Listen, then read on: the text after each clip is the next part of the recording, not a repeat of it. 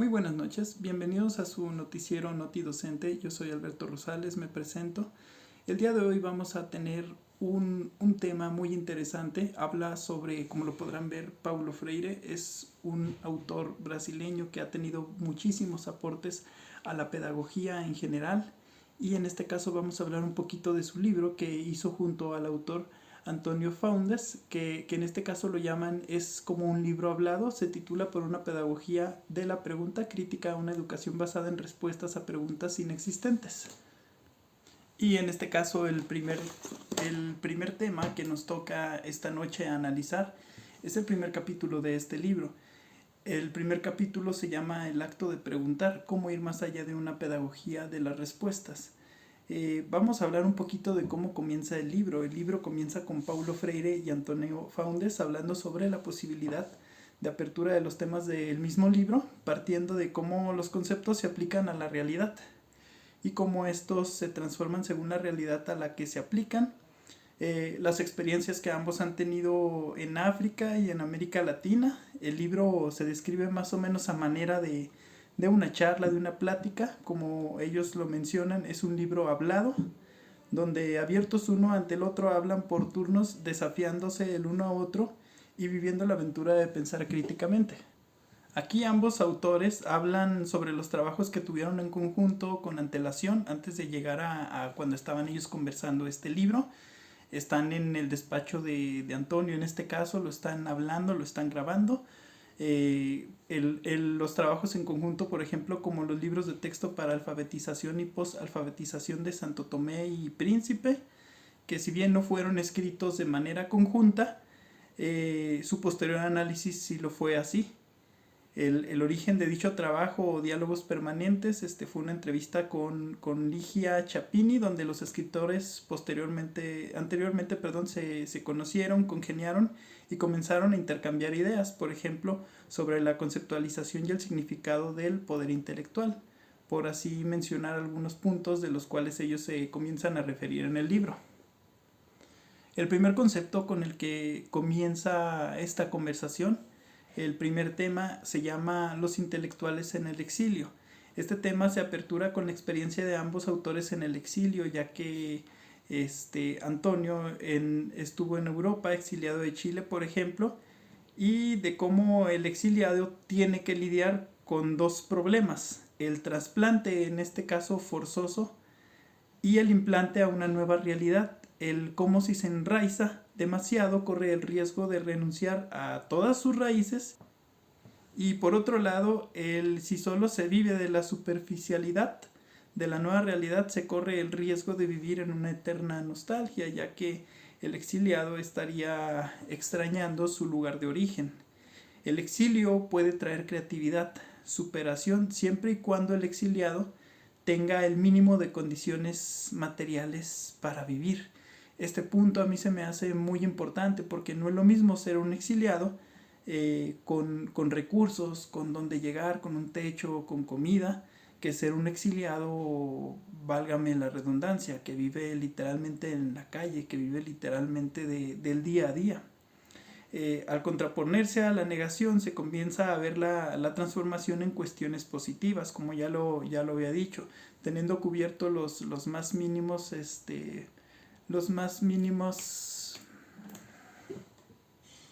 teniendo cubierto las necesidades más mínimas, que a su vez ayudan a transformar esta realidad. Este apartado habla de cómo Antonio, al ser catedrático de filosofía en Chile, buscaba comprender la realidad, ideas en las acciones y clases sociales chilenas, no solo las de los intelectuales y las de los grandes sistemas filosóficos. Ahora bien, su formación o experiencia de vida era la de las luchas populares, todo aquello que hiciera una sociedad diferente, más justa y más solidaria.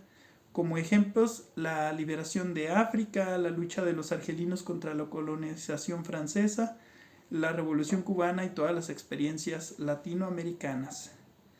Ante estos hechos, habla de estudios realizados sobre los trabajadores de Lota en la región carbonera de chilena, tratando de comprender todo su contexto, su manera de organización, su religión, que en este caso vendría siendo el catolicismo, siendo la misma clase trabajadora quienes aportaron estos datos, quienes se los dan a él para el posterior análisis.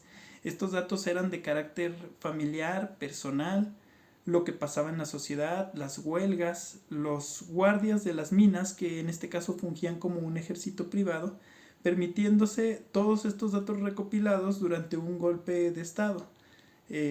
Durante el golpe de Estado la mayor parte de estos datos se extravía. Primero se permite a quienes dan el golpe de Estado, después se extravía. Y emerge esta frase dicha por Antonio en este caso: un golpe de Estado puede borrar de un plumazo una forma específica de la vida intelectual de un país. Luego de esto, durante su exilio en Europa, concretamente en París, Antonio realiza una lectura política del positivismo en Chile. Estudiaba o trataba de entender cómo los grupos sociales utilizaban las ideologías para mantenerse en el poder o, en definitivo, en determinado caso, tomar el poder. Es aquí donde comienza a hablar de Balmaceda, primer presidente latinoamericano antiimperialista, y los positivistas heterodoxos, que interpretaban de diferente manera la ideología, cuando en determinado momento la conversación gira a el hecho de que del hecho de cuando ellos se conocieron llevó a que él volviera a trabajar con el pueblo, con la gente, que ahora escribe su propia historia. Esto se lo comenta Paulo Freire. En la conversación emerge la frase: el exiliado vive una realidad prestada, teniendo como conclusiones de la misma que el exiliado aprende a vivir en un nuevo contexto y a salir de él. Tiene una preocupación permanente por el contexto de origen. Todas las ideas están empapadas o idealizadas en el país de origen, los sueños, la historia o su origen mismo en todo caso. El exiliado se siente en libertad y seguro de escapar de algo que lo amenazaba. Tienen cierto nivel de inserción afectiva, emocional e intelectual en el lugar prestado, lo convierten en su nuevo hogar. Obviamente tienen que tenerle algún tipo de aprecio. Corren mundos, se exponen a contextos diversos, aprenden experiencias y culturas diferentes. La lectura nos continúa hablando del paso de Paulo por la Universidad de Harvard y por el Consejo Mundial de Iglesias, donde reconoce que trabajando en su departamento de educación pudo conservar y ampliar su tarea de educador. Esto pues en el Consejo Mundial de Iglesias tenía la oportunidad de trabajar con el contexto mayor del mundo, diferentes experiencias, visiones, miserias, desgracias también y momentos de mayor belleza. Habla acerca de sus andanzas por África, por Asia, Australia, Nueva Zelanda, toda América Latina, América del Norte y Europa. Y él, cómo a través de ellas pudo comprender mejor su propio país, teniendo como consecuencia la superación del destino del exiliado. Entonces, en ese contexto prestado ese contexto prestado, según él, es necesario para enriquecer las vivencias y nuestro contexto de origen. Ante esto, Antonio recuerda sus raíces también, su formación y sus contextos de origen, donde con ayuda de la educación y sistemas de cuentas pudieron evidenciar abusos o robos a familias araucanas al momento de recibir su cosecha por parte de un capataz que abusaba de su ignorancia, en este caso porque las familias no sabían dividir, no sabían hacer cuentas y les daban su proporción de lo que habían tenido de cosecha de una manera errónea.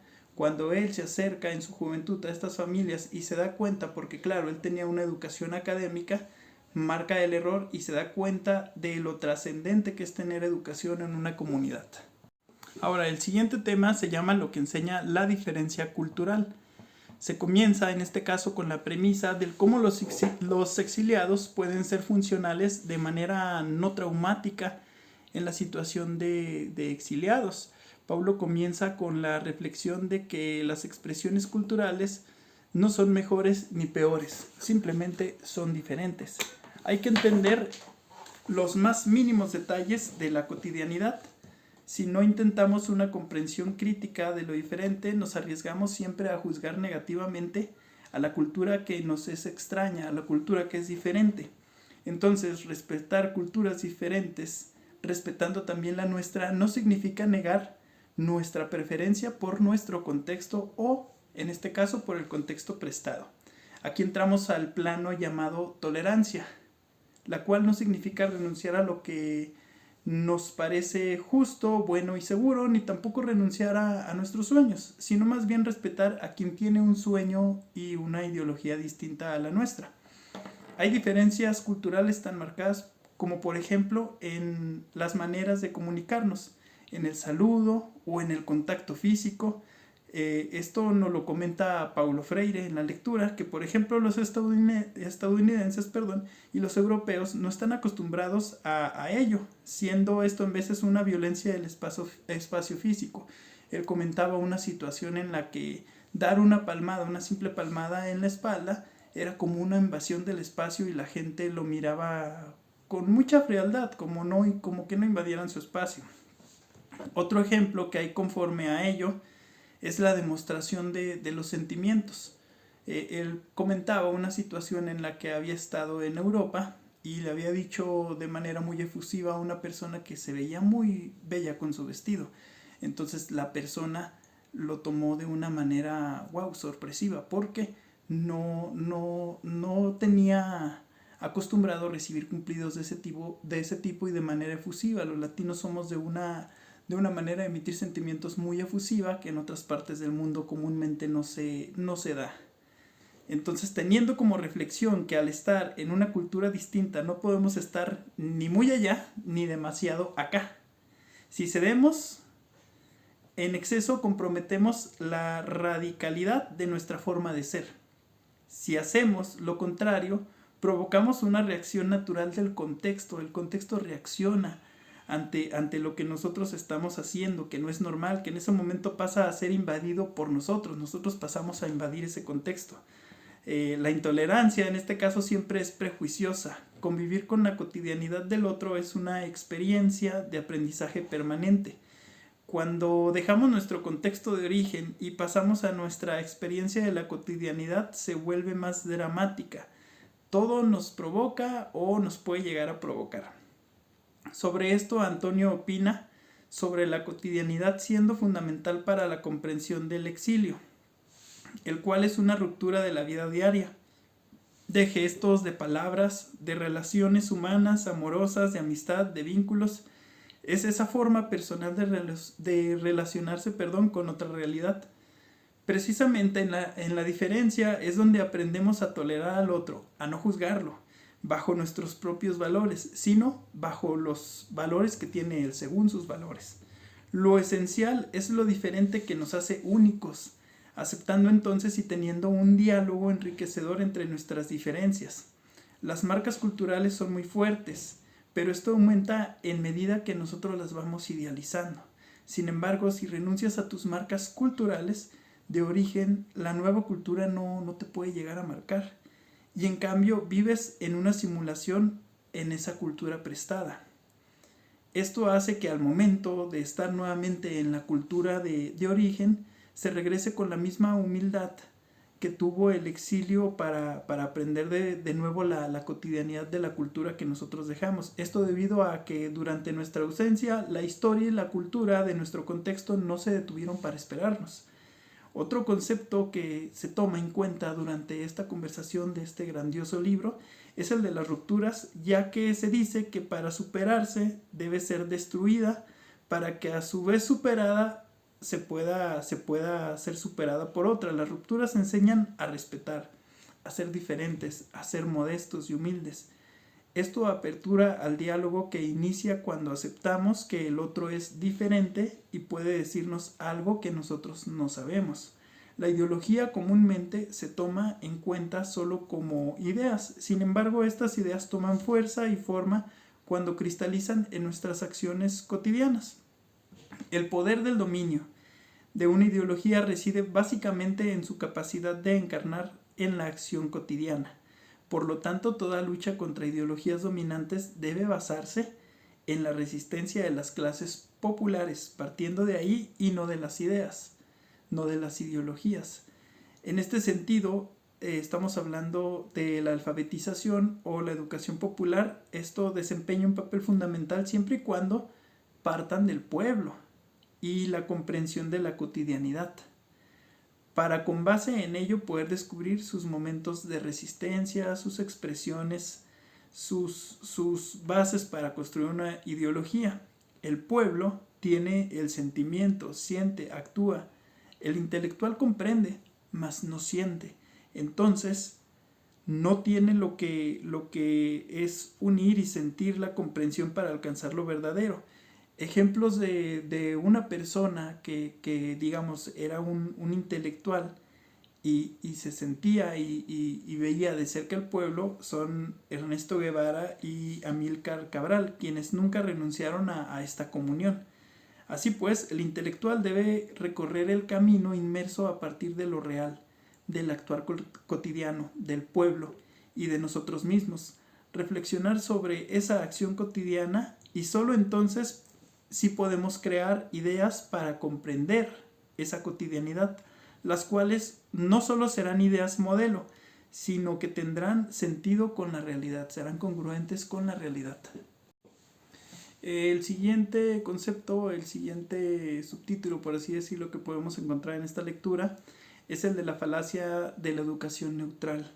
En este apartado, Antonio comienza diciendo que en esa época en Chile la escuela estaba inmersa en el contexto político, estaba guiada por el contexto político. Cuestión que es muy rara, sarcasmo detectado, perdón. O sea, unida a la toma de posiciones políticas y, bueno, en este caso a la lucha política, a la transformación de la realidad. Pablo comienza a decir que la realidad es esta ahí, esta que está ahí, para que nosotros la podamos describir, para que nosotros la podamos interpretar, no para juzgarla. Lo verdadero es una búsqueda y no un resultado. Entonces, todo conocimiento es un proceso y se tiene que hacer y alcanzar a través del diálogo y a través de las rupturas. Hay que, en este caso, deshacernos de aquello que dicta que el profesor está para enseñar y el alumno para aprender. El maestro también aprende mientras enseña, ya que revisa su saber a raíz de la búsqueda del saber del estudiante.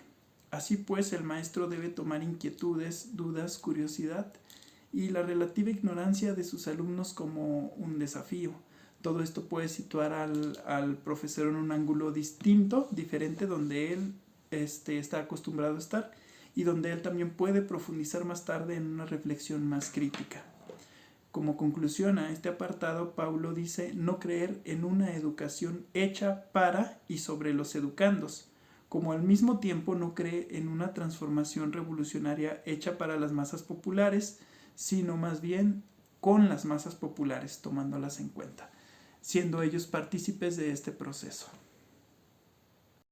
Pasamos al último apartado que pudimos analizar en este capítulo, que se llama la pedagogía de hacer preguntas. Aquí nos plantea que el inicio de todo conocimiento es una pregunta, ya que se inicia con la curiosidad. El profesor entonces debe enseñar a preguntar. Solo a partir de las preguntas se buscan respuestas, no al revés, no viceversa. Al establecer respuestas, el saber queda limitado únicamente a lo que nos dice esa respuesta. No da lugar a que podamos tener curiosidad ni proponer elementos a descubrir. En este caso, la única manera de enseñar es aprendiendo. Sin embargo, la experiencia nos dice que preguntar nunca es cómodo. La naturaleza desafiante de la pregunta tiende a ser considerada como una provocación a la autoridad en una atmósfera autoritaria. Comúnmente esto se puede dar en algunos salones de clase. Supongo que ellos lo comentaban. En este caso, en el libro, ellos hablaban de regímenes que eran un poco autoritarios. Pero esto también se puede dar en un salón de clases, donde quizás la autoridad, que en este caso viniera siendo el maestro, directamente fuera una persona autoritaria. Esto comúnmente ocurre cuando el educador autoritario teme la pregunta por la respuesta, a la cual quizás él no puede dar esa misma respuesta. Entonces, en este caso nos recomiendan que hay que vivir la pregunta, vivir la indagación, vivir la curiosidad y demostrárselo a los estudiantes. Deberíamos aprender a preguntarnos sobre nuestra existencia cotidiana, ya que todas las preguntas exigen una respuesta y todo proceso pregunta-respuesta constituye todo un camino de conocimiento. El poder del conocimiento está en las preguntas, en el acto de preguntar. A esto hay que agregar que dicha pregunta y su respuesta, en medida de lo posible, esté ampliamente relacionada vinculada con la realidad. La tarea de la filosofía y del conocimiento en general no vendría siendo resolver, sino más bien preguntar y hacerlo bien, preguntar de manera correcta. La existencia humana está en este momento, en esta evolución, en como le quieran llamar, en este avance, ya que se hizo preguntando a raíz de la transformación del mundo. La existencia humana implica asombro, pregunta y riesgo. Sin embargo, la educación actual no responde ante estas premisas. Los textos que utilizamos, los libros de textos, ya tienen preguntas predeterminadas y en ellas mismas implícitas todas las respuestas. La educación es una educación de respuestas, lamentablemente, en lugar de ser una educación de preguntas.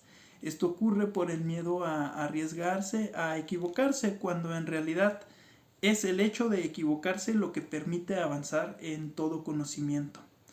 Lo que se reproduce en el proceso educativo se reproduce también en el plano político, que también es un gran proceso educativo que ignora la creatividad, en este caso de las masas, ya no de los alumnos. Ya estamos hablando de los adultos funcionales dentro de una sociedad. Cuanto más escucha la masa a los líderes, menos piensan, y esto debería ser al revés. Son los líderes los que deberían de escuchar a las masas para que ellos pudieran dar un aporte, para que ellos pudieran externar todo el conocimiento, todas las dudas que tienen acerca de cómo mejorarían ese pedacito de tierra que ellos en este caso le podrían llamar patria, o que todos en conjunto le podríamos llamar mundo. Bien, continuamos con esta parte de nuestro noticiero. En este caso, esta sección se llama Análisis por parte de los expertos. Yo solamente soy el portavoz, no soy un experto, pero tengo un grandioso equipo de producción que me pudo facilitar algunas lecturas con las cuales nosotros vamos a trabajar. En este caso, el equipo de producción me comentaba hace unos momentos que el primer tema que nosotros vamos a analizar y que tuvieron que buscar ellos, que tuvieron que investigar, es el de los intelectuales en el exilio. En este caso ellos hicieron la comparación contemporánea, la equivalencia contemporánea, que vendría siendo la fuga de cerebros. Es lo más parecido que tenemos al primer tema. Los intelectuales en el exilio, fuga de cerebros. ¿Por qué? Vamos a razonarlo de esta manera. Los intelectuales en el exilio, según lo que yo estuve leyendo en el pequeño fragmento del libro, son todos aquellos que por X o Y razón, por causas un poquito más bélicas, por causas más de golpes de estado, de revoluciones, de dictaduras, tenían que abandonar su país de origen. Contemporáneamente no ha habido muchas situaciones, al menos en las partes que nosotros habitamos, en este caso que es México. Vamos a plantearnos a nuestro país, México, pero sí tenemos una enorme cantidad de intelectuales viviendo en otros países, y a esto le vamos a llamar nosotros fuga de cerebros. Muy bien, entonces, ¿cuál sería la premisa de este tema llamado fuga de cerebros? Directamente, sí son intelectuales en exilio. Se puede decir autoexiliados, pero no deja de ser en cierta manera un exilio, ya que ellos no están en su país de origen, no están con sus costumbres, no están con su cultura. Ellos tuvieron que autoexiliarse de cierta manera para buscar otras oportunidades fuera del país, oportunidades que aquí nunca iban a tener. Empezamos con el texto que la producción me hizo favor de facilitarme, que es este pequeño librito, yo se los recomiendo mucho, que se llama Fuga de cerebros, movilidad académica y redes científicas. En este caso habla sobre las perspectivas latinoamericanas. Lo que pudimos nosotros rescatar acerca de este tema contemporáneo viene siendo lo siguiente. Resulta ya un lugar común decir que vivimos en un mundo donde los saberes científico, técnico, adquieren una centralidad en los diferentes ámbitos de la vida económica, social y cultural. Los países se distinguen entre sí cada vez más por la capacidad que tienen tanto para incorporar conocimiento a todos los sectores y ramas de la economía. Eso es lo que le da prestigio, lo que le da un poco trascendencia a un país. La demanda mundial de talentos ha contribuido a que se intensifique la migración de recursos humanos especializados en respuesta a las nuevas oportunidades, incentivos y recursos que esta les brinda. Las economías más desarrolladas, usuarias de extensas formas de ciencia y tecnología, operan como enormes imanes que atraen cuantiosos flujos de especialistas capaces de generar enormes y grandes ideas o productos y de aplicar conocimiento en complejos procesos de producción e innovación. Se estima, por ejemplo, que en los países de la OCDE, donde ocurre alrededor del 70% de todos los intercambios mundiales de bienes y servicios, el número de inmigrantes con escolaridad de al menos 13 años aumentó en la década pasada a la actual de 12 a 20 millones de personas, provenientes en su mayoría de países en desarrollo, quienes se desplazaron en busca de salarios más elevados y de mejores oportunidades laborales o de desarrollo profesional en este caso. A este cuantioso éxodo implica para las naciones emisoras la transferencia de un valioso recurso humano, que en este caso los descapitaliza, merma sus capacidades para impulsar el desarrollo económico y social, y erosiona su masa crítica y limita todas las posibilidades de generar innovaciones en su propio contexto.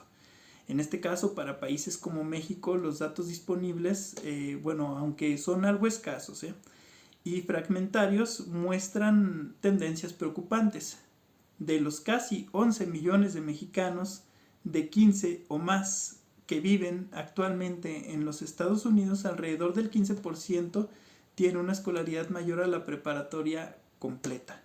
De acuerdo con los datos de la encuesta continua de población, hay un stock de 811,000 mexicanos residentes en ese país que cursaron algún ciclo universitario, aunque no se sabe si concluyeron del todo sus estudios.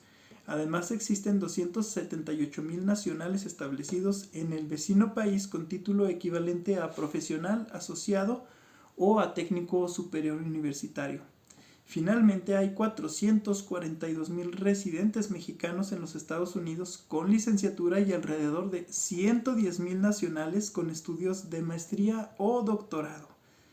Entonces, puede decirse que por cada 15 personas residentes en México con licenciaturas terminadas, hay una más en los Estados Unidos. Es una pérdida relativa más significativa que ocurre en cuanto a estos recursos. Esto ocurre entre los mexicanos que tienen mayores niveles de escolaridad más altos. Vamos a hablar acerca de qué pérdida simbolizan los que tienen arriba de licenciaturas. En este caso, por cada 5 personas con maestría y 3 con doctorados que residen en nuestro país, en México, hay otra en Estados Unidos que tiene también una maestría o que tiene un doctorado. La evidencia disponible nos indica que la pérdida neta anual de mexicanos con al menos estudios de licenciatura ascendió durante la última década a cerca de 20,000 personas por año. Entonces, esto también vamos a hablar acerca de que incluye los movimientos de estudiantes, todo este tipo de fugas. Vamos a ver qué tanto abarca. Miren, vamos a empezar. Incluye movimientos de estudiantes, incluye a científicos y académicos. También abarca los de quienes se desempeñan en ocupaciones ejecutivas y de gestión, no solamente estudiantes. Los técnicos, las personas que son hábiles, aunque muchas veces no cuentan con un título profesional. Y los profesionales independientes, los de trabajadores culturales, los de empresarios y los de deportistas. Algunos de estos flujos tienen un carácter más o menos permanente o de largo aliento y otros en cambio implican movimientos circulares y proyectos transitorios. En su diversidad imponen complejos desafíos en materia de políticas públicas en este caso. Entonces, ¿a qué nos trae todo eso? Hay que reconocer que existe una extensa preocupación en nuestro país por el desarrollo de competencias científicas y tecnológicas que permitan achicar los sesgos con los países desarrollados en áreas estratégicas. ¿Cuáles áreas estratégicas vendrían siendo estas? Por ejemplo, la energía nuclear, la computación electrónica y las tecnologías de interés militar. Todo este fortalecimiento de sistemas de posgrado y la creación de agencias de apoyo a la investigación científicas han sido las respuestas más socorridas cuando comenzamos a hablar de estos temas en cuanto a la instalación de estructuras públicas especializadas. Por ejemplo, Brasil es un ejemplo de todo esto que acabamos de nosotros de decir, que actualmente gradúa a más de 10,000 doctores, disminuyendo así en los últimos años el número de becas de doctorados al extranjero, pero incrementando el de la sándwich con estancias cortas en el extranjero. Ahora bien, en regla general, aunque con excepciones, las determinantes principales de toda esta migración de talentos dependen más de una situación del país de origen que de los rasgos del país receptor. En particular, las dificultades en el mercado de trabajo calificado del país de origen son centrales a la hora de analizar la fuga de cerebros. Por ello, de poco servirán en este caso las políticas punitivas consistentes en exigir la devolución del monto de becas en caso de incumplimiento. Evidentemente, las características que han de adoptar los programas de becas en el extranjero, de corta o larga duración, deberían estar ligadas a los objetivos y al momento que atraviesa el país en cuestión. ¿Qué quiere decir todo esto? Que el país, en vez de estar tratando de recuperar el dinero si incumple con la beca o si ya no regresa, debería tener en mente en qué va a aprovechar todos esos recursos, todo ese dinero que el estudiante está haciendo que el país de origen gaste o invierta en él, debería de bien poder aprovecharse con un regreso. Pero ¿qué necesitaríamos nosotros para que esa persona regresara y tuviera en este caso ganas de aportar algo a la sociedad? Porque es muy cierto, en el caso de Paulo Freire y en el caso de Antonio, son personas que aman o amaban a su país y que a ellos no les importó ser exiliados, pero actualmente hay muchas personas con visiones distintas y una de esas visiones es la de la supervivencia, y no cualquier persona es un enorme, ¿cómo le podremos decir? Es un enorme intelectual pensador radical, sino que la mayoría de las personas están pensando en cómo van a sobrevivir, cómo se van a superar, cuáles son las opciones que ellos van a tener para seguir profesionalizándose, para subsistir. Y bueno, ya que mencionaba hace momentos a Paulo y a Antonio, ellos también en su determinado momento vieron la posibilidad de establecerse en otros países, de dar clases en otras instituciones y las tomaron. No podemos hablar acerca de lo que hubiera sido una historia completamente distinta si quizás no los hubieran exiliado. Tal vez ellos también hubieran buscado la manera de tener un poco más de oportunidad en el extranjero. Y en esa época, en vez de habérsele llamado exilios, y si no hubieran sido exiliados, también habrían participado en la fuga de cerebros. Bueno, y continuando con esta sección que habla acerca de cómo vamos a ir relacionando todos los datos que tenemos del libro con análisis de expertos, pasamos al siguiente tema, que en este caso viene siendo, permítanme un poquito producción, lo que nos enseña la diferencia cultural. Que el equipo de producción nos ha hecho el favor de ponerlo en un plano un poco más actual, y este tema tendría que ver directamente con la interculturalidad. En este caso nos habla de que las diferencias culturales, como todas las diferencias, se basan solamente en distancias. Ya superados los prejuicios, como nos hablaban en el libro de Paulo Freire, que mantienen el obtuso encerrado en su ignorancia, la diferencia en el camino es entre mi manera de entender las cosas y la percepción que tiene la otra persona acerca de cómo yo las entiendo, que quizás pueda ser muy similar. La diferencia cultural es el llamado a recorrer aquello que me distingue del otro y en este caso a poder crecer cuando yo lo comprendo, incorporando nuevos conocimientos que antes de yo toparme con esta persona que tiene transgresión con lo que yo pienso, no tenía con antelación. Es el espacio vacío entre mi percepción del mundo y la percepción de aquellas personas con las que me relaciono. La brecha que nos separa y nos mantiene unidos a otros y otras como personas únicas. En este caso, la interculturalidad es precisamente la gestión y la negociación diaria de esas diferencias culturales, entre comillas vamos a llamarle, que viene siendo la aceptación mutua, explorar el mundo de un otro que en virtud de contar con un origen que no es el mío, es capaz de transmitirme una visión distinta de todas las cosas. La interculturalidad, más que un mar de conflictos, es la posibilidad de aprender, de crecer, de ampliar nuestra comprensión del mundo y de salir de nosotros mismos, de cuestionar nuestros esquemas, de ablandar todos nuestros prejuicios, de salir de nuestra vida más naturalmente y humana condición de ignorantes, haciéndonos un poquito más humanos. Quienes no son más radicalmente diferentes e incomprensibles esos de las culturas que tanto muchas veces despreciamos, son los que más pueden enseñarnos a entender la avasallante complejidad de esta esfera que nosotros llamamos mundo. Solo conociendo las culturas, en este caso, por ejemplo, árabes, orientales, turcas, Occidente logrará crecer culturalmente y salir de todo su encimamiento que tiene cada día más caracterizado por la ignorancia, el narcisismo, el abuso de poder y la prepotencia que en estos años últimamente brillan mucho por su insistencia que tiene en nuestra realidad social. Muy bien, vamos a seguir acerca de estos temas que estamos viendo interesantes en nuestro noticiero, acerca del libro de Paulo Freire, como ya lo hemos estado comentando anteriormente. El siguiente tema que nos acontece esta noche es la falacia de la educación neutral, que en este caso el equipo de producción nos comenta que lo vamos a abordar como la neutralidad en la educación. La neutralidad en la educación, permítanme porque creo que me están diciendo algo, pero no lo estoy escuchando. Muy bien, la neutralidad en la educación.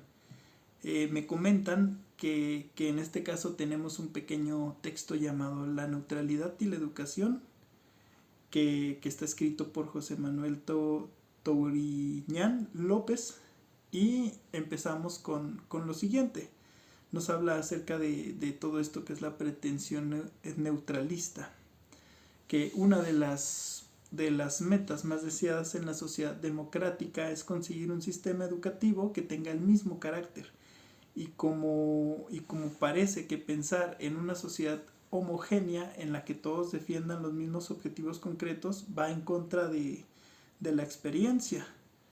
El hecho de que el planteamiento neutralista no tenga sentido en una sociedad de régimen totalitario tampoco debe inducirnos a creer que este tipo de régimen es el más adecuado para la vida humana. La neutralidad se presenta en educación como una reacción a toda intención autoritarista, pero aboca a otro extremismo igualmente rechazable: defender, bajo el pretexto de proteger la libertad, la absoluta falta de reverencia hacia lo sagrado, hacia la verdad y la virtud en este caso. Así, con respecto a la educación, se afirma que se es neutral, la educación solamente es neutral cuando no se valoran unas informaciones por encima de otras, cuando no hay una verdad absoluta, en aquellos problemas que no garantizan una evidencia concluyente, cuando un profesor no revela en sus enseñanzas sus opiniones, su postura personal, cuando el maestro evita inducir a los alumnos a una determinada posición o postura con su entusiasmo más que con sus razonamientos, cuando solo se enseñan materias estrictamente demostradas y se evitan los temas que necesariamente implican valores tales como, en este caso, política, economía, religión temas que nunca se deben de tocar si se quiere tener un tipo de educación neutra. Frente a las tesis neutralistas, defenderemos que ni desde una perspectiva teórica ni desde un punto de vista práctico puede haber actitud neutral en la actividad educativa, no solo porque es lógicamente imposible, sino también porque las discusiones acerca de su posibilidad adquieren carácter bizantino en la práctica. Hay que tener en cuenta estos puntos. Y bueno, vamos a tener unas definiciones cortas acerca de lo que en este caso es el neutralismo interno, que es el que es llevado a sus últimas consecuencias. Significaría que nadie podría defender ante sí mismo el camino que para sí había elegido. En otras palabras, esto significaría confundir el ejercicio de la libertad con un acto desvinculado de todo y de todos. Creer que la libertad exige no comprometerse.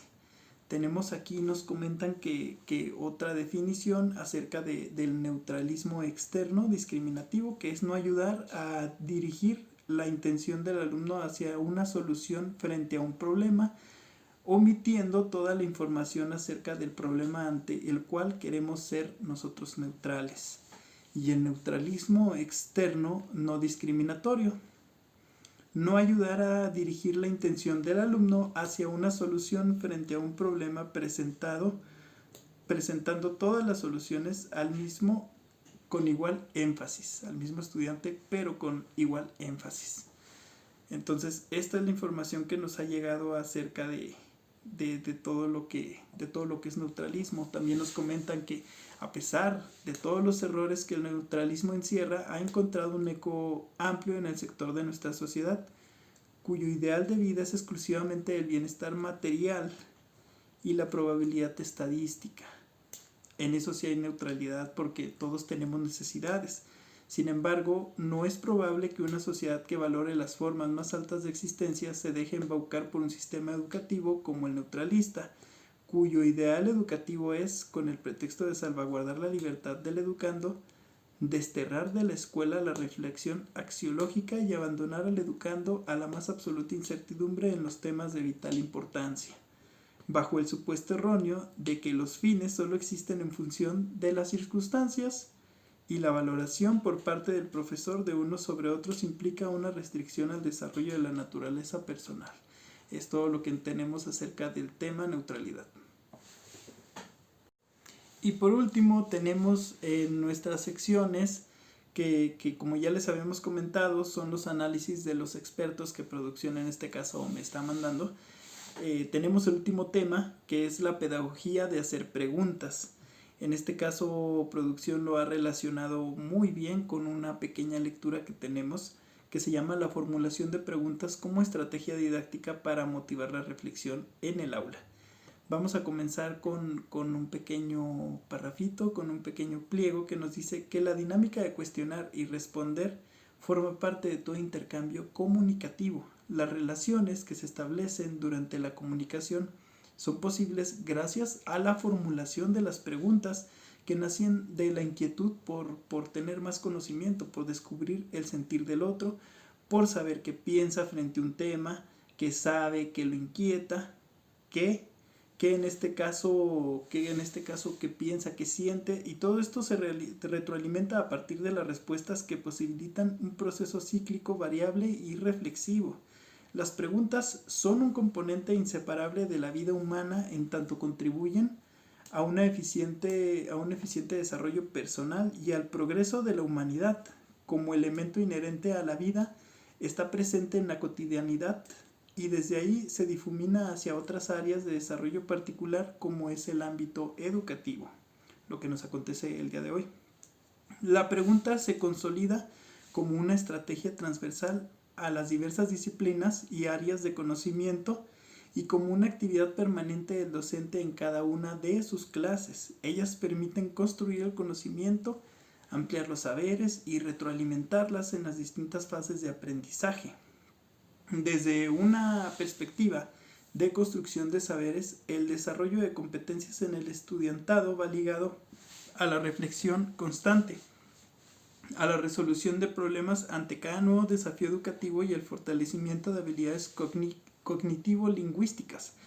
Así, la búsqueda de respuestas a problemáticas asociadas con el trabajo académico y la necesidad de responder a diversos cuestionamientos conforme a su conocimiento y experiencia brindan entonces la oportunidad de afianzar un aprendizaje significativo que permite al estudiante desempeñarse de manera más eficaz en los distintos contextos que él pudiera estar. Como estrategia pedagógica, la pregunta hace posible reflejar diferentes grados de conocimiento y al mismo tiempo desarrollar una o más habilidades cognitivo-lingüísticas. Por ello, se vuelve necesario reconocer las implicancias de utilizar cuestionamientos efectivos para la mejora de los aprendizajes, ya que la pregunta es concebida como uno de los medios más eficaces para favorecer el proceso de enseñanza-aprendizaje. Es todo lo que tenemos acerca del tema. Muchas gracias. En este caso tenemos una sección de unos pequeños videos que tienen que ver con la temática que hemos estado, en este caso, orientando, que hemos estado promoviendo en nuestro Notidocente. Son ejemplos de cada una de las secciones anteriores de los análisis de los expertos que estuvimos proponiendo producción y yo. Esperemos que los disfruten y van a ser en el siguiente orden para que no vayan a quedar así como lugares a dudas. El primer tema es el de la fuga de cerebros. El segundo tema es lo que enseña la diferencia cultural, que en este caso es la interculturabilidad, Y el tercer tema es la falacia de la educación neutral, la neutralidad en la educación. Y por último tema tenemos la pedagogía de hacer preguntas, las preguntas en la educación. Esperamos que el contenido que nosotros elegimos para esta producción sea de agrado de todos los que nos están visualizando en este momento. Y como siempre comentamos en nuestro noticiero, si hay alguna duda, si hay algún comentario, algún aporte, con toda confianza pueden hacerlo en la cajita de comentarios. Muchas gracias. Hola a todos, ¿cómo están? Yo soy Carla Bendaño y soy científica y el día de hoy vamos a abordar un tema bastante interesante. ¿Quieres saber más sobre la fuga de talentos? Quédate en este video porque estoy segura que te va a interesar. ¡Comenzamos!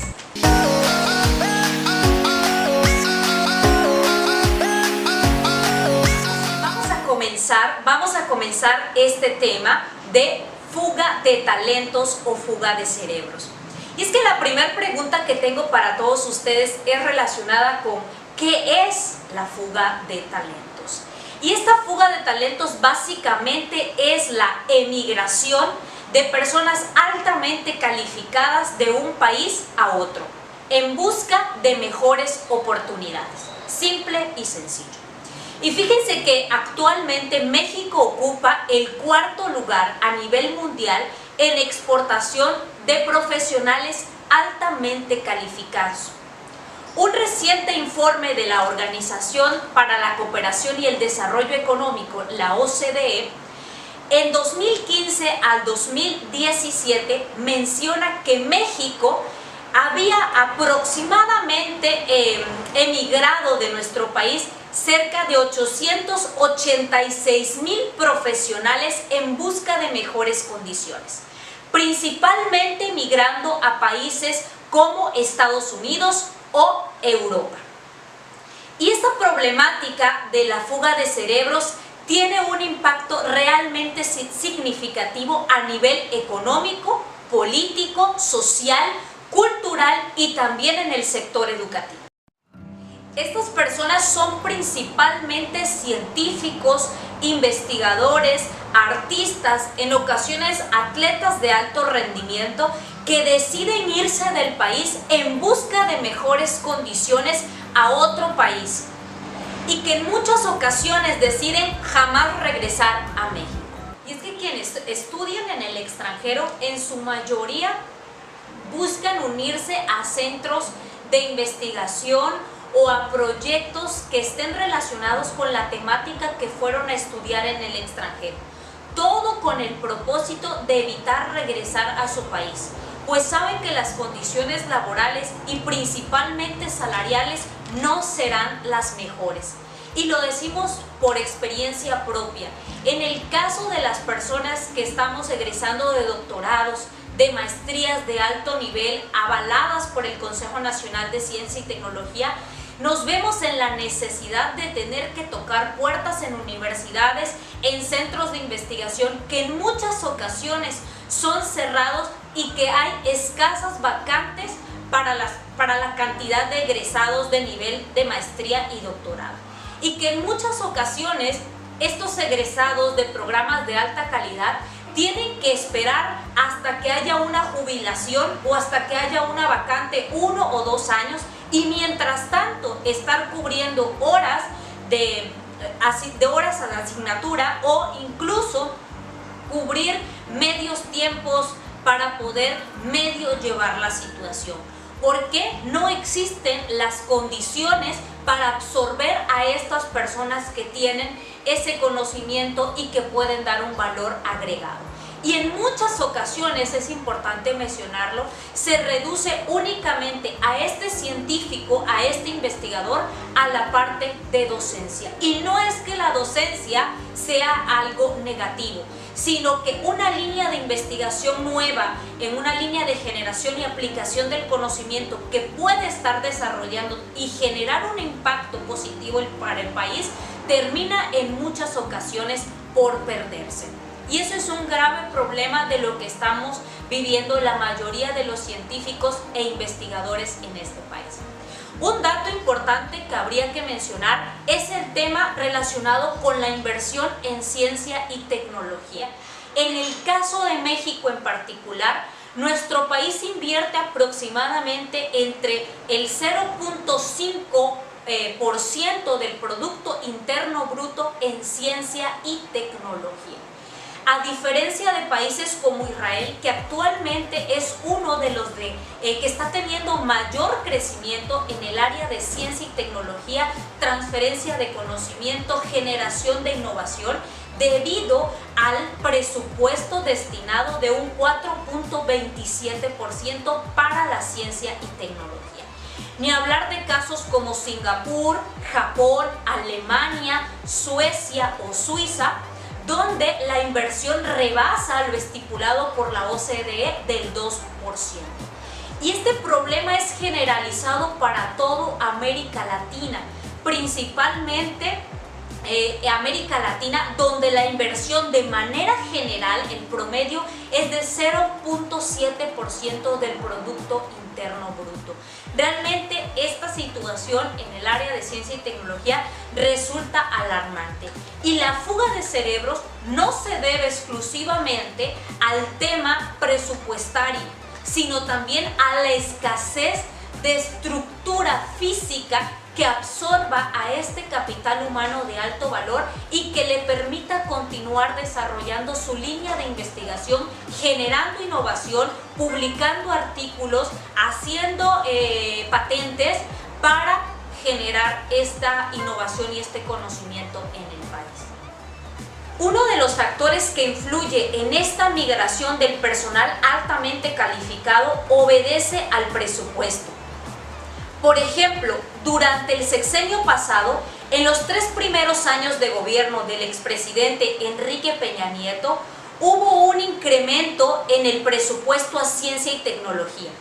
Para el 2016 hubo un estancamiento y para el 2017 un recorte, lo que afectó de manera significativa el impacto en el área de ciencia y tecnología. Es necesario recalcar algo importante y quiero dejarlo claro. El tema de la fuga de talentos o la fuga de cerebros no es una responsabilidad exclusiva del Estado. Sí, es parte importante de este gran problema que está afectando social, económica, políticamente y en el área educativa al país. Pero también es una corresponsabilidad que necesita ser asumida por parte del sector privado. La iniciativa privada debe aportar capital para generar proyectos que vinculen al Estado, a las empresas y a las universidades y centros de investigación en desarrollar proyectos realmente de impacto que se ajusten a un plan de desarrollo y que realmente consideren la absorción de estos nuevos talentos que se pongan al servicio del Estado y a la solución de problemas reales de la sociedad. No es estructural, no es financiero, es un problema general que necesita ser atendido y analizado desde diversos puntos de vista. Les comento también que el Consejo Nacional de Ciencia y Tecnología, CONACYT, tiene un proyecto de repatriación, es decir, para las personas que están en el exterior puedan incorporarse a instituciones de educación superior y o centros de investigación, pero para ello es necesario que cumplan con un requisito: tener el grado de doctores y ser ex becarios CONACYT. La pregunta realmente es si estas personas que están en el exterior gozando de cierto prestigio, incorporados en proyectos de impacto, teniendo un salario digno, en la mayoría de las ocasiones tienen la intención de venir e incorporarse a instituciones que en muchas ocasiones no les ofrecen ni las condiciones laborales ni salariales para desarrollar proyectos realmente de impacto y de investigación. Me gustaría terminar esta plática que tuvimos el día de hoy con una frase realmente interesante del científico Albert Einstein y que considero viene a tono con el tema del día de hoy. Y es que en algún momento él dijo: todos los imperios del futuro serán imperios del conocimiento y solamente serán exitosos aquellos que entiendan cómo generar conocimiento y cómo protegerlo. Espero que este video les haya gustado. Yo soy Carla Bendaño y soy científica. Nos vemos hasta el próximo video. Nací y viví en un pueblo en el este de China hasta los 12 años, que vine con mis padres a Sevilla, cuando en la década de los 90, sin saber ni una palabra del español. Seguro que no se imaginan cuáles fueron las dos primeras palabras que aprendí. Hola, loca. Así fue como me saludaba el cocinero que trabajaba en el restaurante de mis tíos. Con una gran sonrisa, eso sí. Ahora, no era solo él. Cuando entraba en una tienda, me saludaban tipo: hola, mi arma. Hola, cariño. Gente que ni siquiera me conocía. Yo estaba sorprendidísima. Y ya no hablemos de mi vecina, que cuando me la presentaron me agarró y me dio 2 besos, dejándome boquiabierta. Nunca en China había visto esas muestras de afecto. Y de ahí lo abrumada que estaba. Claro, yo supongo que eso es lo que uno se da cuenta cuando sale de su país, cuando entra en contacto con una cultura nueva. Se da cuenta de que la gente se comporta de forma diferente. Y es la cultura la que nos marca esa forma de saludar con tanta expresividad o con más reserva con otras personas, y esa forma de delimitar el espacio personal con el que nos sentimos más o menos incómodos. Han pasado más de 25 años desde entonces. Y esa única chica oriental en el colegio, en el instituto y en la facultad, a la que con frecuencia preguntaba si sabía Kung Fu, ha dejado de ser tan exótica. Hoy solo soy una más de tantos movimientos migratorios que están sucediendo en el mundo. Como vemos en este gráfico publicado por Naciones Unidas, por no salirnos mucho de Europa, hay 41 millones de europeos que viven en un país fuera de su país de nacimiento. Hay 20 millones de asiáticos, 9 millones de africanos viviendo en Europa. Y hay también 7 millones de europeos viviendo en Asia. La globalización ha hecho que la gente sale de su país para ir a otro sitio, entrando en contacto con otra cultura. Y eso es lo que ha hecho que esta gente sale a entrar en ese contacto pero me parece algo muy enriquecedor, que es el tema con el que me gustaría tratar hoy. Y me gustaría hablar de la evolución de la cultura y la identidad cultural, ya que me parece que es algo que cambia en este contexto de globalización tan importante. Y me gustaría hablarlo desde el punto de vista de interculturalidad. Como lo define Wikipedia, interculturalidad describe la relación, la interacción entre dos o más culturas de forma sinérgica y horizontal. Eso quiere decir que ni una sociedad ni un conjunto social es superior a otro, dejando lugar a una convivencia entre todos los individuos de la sociedad. Y me gustaría hablar desde mi perspectiva, desde esa experiencia de esa evolución. Recuerdo que fui a Los Ángeles hace bastante tiempo para profundizar en mis conocimientos de idioma. Y no me había dado cuenta de que en Estados Unidos había, digamos, tantos asiáticos y tanta gente de latinoamericanos. Vaya sitio escogí para mejorar el idioma. Pues, y dentro del aula de nuestro profesorado había un profesor americano, blanco, había un profesor coreano, nacido en Estados Unidos, había un profesor chino de tercera generación que no sabía chino, y había una mujer africana que emigró a Estados Unidos a los 8 años. Sabía que en Estados Unidos había mucha diversidad cultural, pero no sabía que en una sola universidad podía haber tanta concentración.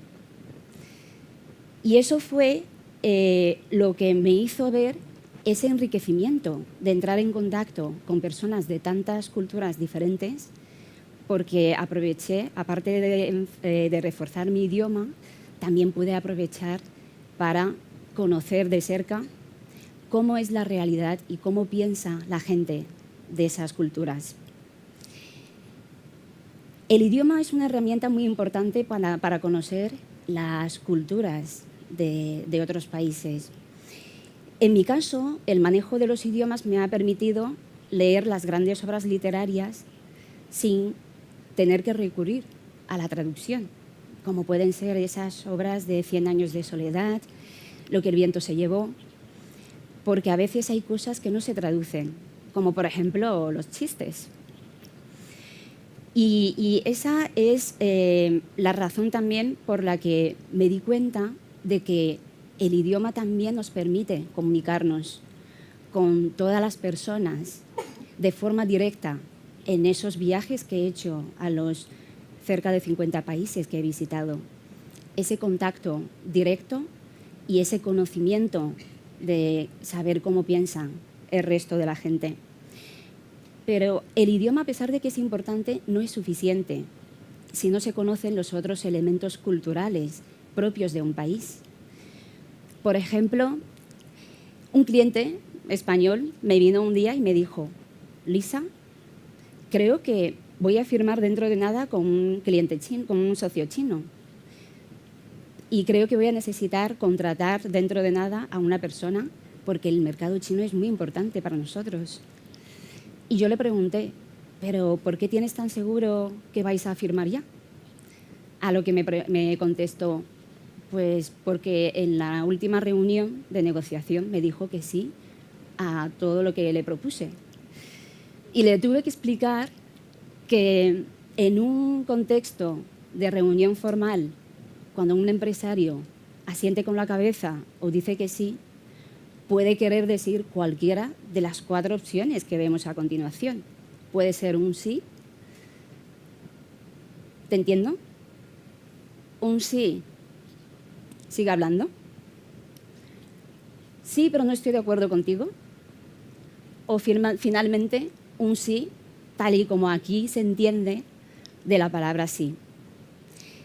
Y eso es lo que quería decir con entender los elementos culturales propios de un país.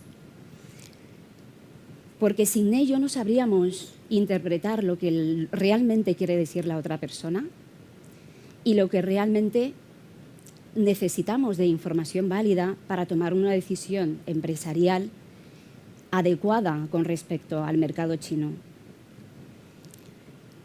Como decía, la cultura influye en nuestra visión del mundo, influye en cómo nos comportamos y cómo nos relacionamos con el resto de la gente. Y es una cuestión de perspectiva. Todos venimos con unos esquemas mentales predeterminados y los cuales nos previenen y no nos dejan ver las cosas de otra forma.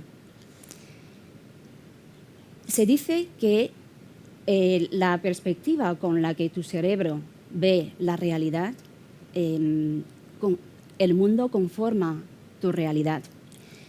Por eso el experimento de que cuando hay dos personas, uno enfrente de la otra, ven un número 6 o un número 9. Las dos respuestas pueden ser válidas. Sin embargo, es cuestión de perspectiva en la misma realidad. Solemos emitir juicios de valor según nuestra concepción, una concepción, una visión preconcebida de la realidad. Si somos capaces de ver desde otra perspectiva o reconocer que hay otras interpretaciones igualmente válidas de la realidad, podremos ampliar esa realidad. Y eso es muy enriquecedor. Un estudio de McKinsey demuestra, en 2015 se hizo, que un consejo compuesto por personas de diferentes países, con diferentes culturas detrás, rinde un 35% mejor que un consejo compuesto por personas de la misma cultura. Y eso es muy potente, porque esa diversidad cultural implica una diversidad de perspectivas. Y esa capacidad de ver las cosas desde diferentes ángulos es lo que nos ayuda a resolver mejor los problemas complejos, a que seamos más creativos, incluso más innovadores. Personalmente, también me he beneficiado bastante de esa perspectiva diferente de ver el mismo asunto. Recuerdo que tuve una crisis de identidad cuando, después de muchos años en España, mucha gente me preguntaba si me veía más china o más española. Y pensé, ¿cuáles deberían ser los criterios que usaría para definir mi identidad personal, cultural? ¿Es lo que nos viene dado como de nacimiento? ¿O son las costumbres que hemos ido adquiriendo, tales como la comida que nos gusta, la música que escucho, el idioma con el que sueño, o los valores que he asimilado, con los que me siento más identificada? No tenía ni una respuesta, porque tuve que recurrir a consultas externas. Hablé y pregunté a mis amigos chinos, españoles, expatriados, para conocer su opinión. Y finalmente una amiga, también china española como yo, me dijo: Lisa, creo que no somos 100% chinas ni 100% españolas, pero la suma de las dos identidades es más del 100%. Y dije, qué potente ver la misma realidad a través de otra perspectiva. Claro que no debemos por qué limitarnos con la idea de que tenemos que ser de una identidad cultural o de otra. Una no tiene por qué excluir la otra. Y esa es la razón por la que comparto aquí con ustedes esa idea de que creo que la identidad cultural no es algo fijo, sino que se alimenta según estímulos externos, según la influencia exterior, Y creo que las raíces de una persona, que son muy importantes, un legado necesario para que tengamos ese sentido de pertenencia, son importantes, pero el lugar donde nace uno no define toda la identidad cultural de la persona, sino también los países donde ha vivido, la gente con la que ha entrado en interacción y que le ha aportado algo profundo, y también los valores que hemos asimilado como válidos según nuestros criterios maduros, también son parte integral de esa identidad cultural de la persona. Según estudios, las sociedades del futuro se clasifican en dos clases básicas. Por un lado, las personas que tienen comportamiento intercultural y, por otro lado, las personas que no tienen esa capacidad de comportamiento intercultural. Si somos capaces de ver las cosas desde otra perspectiva, si somos capaces de aprender a valorar los conocimientos y las experiencias de otras culturas, aparte de valorar también las nuestra propia, seremos capaces de resolver muchos de los problemas que la sociedad del futuro nos presenta, y estoy segura de que todos podemos ser más del 100%. Gracias.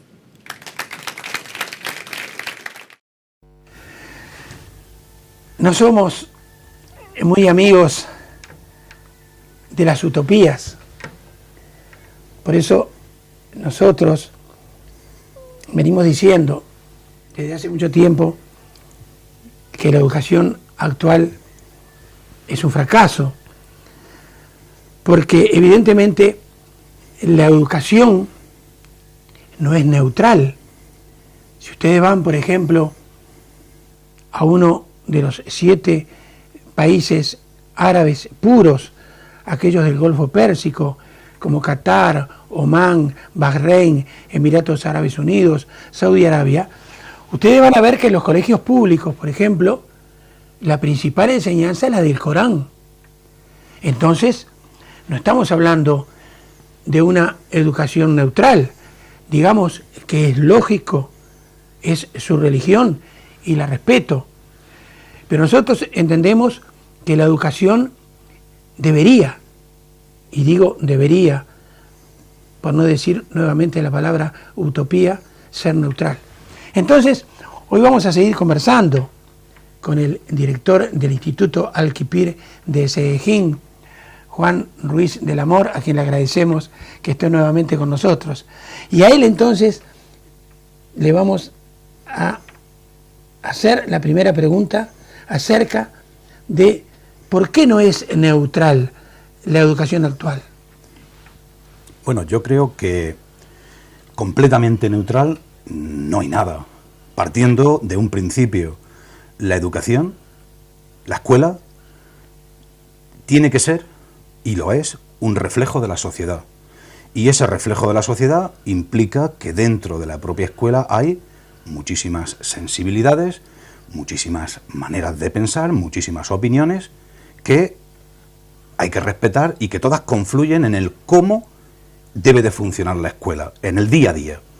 No obstante, sí hay un sistema educativo, unas normas, unas directrices claras que sí que pretenden crear un espacio, una estructura que responda a las necesidades de los individuos que estamos educando allí, para que ellos tengan los elementos para después decidir en todos los sentidos de su vida, en el ideológico, en el formativo, en el del trabajo, en el de cualquier campo.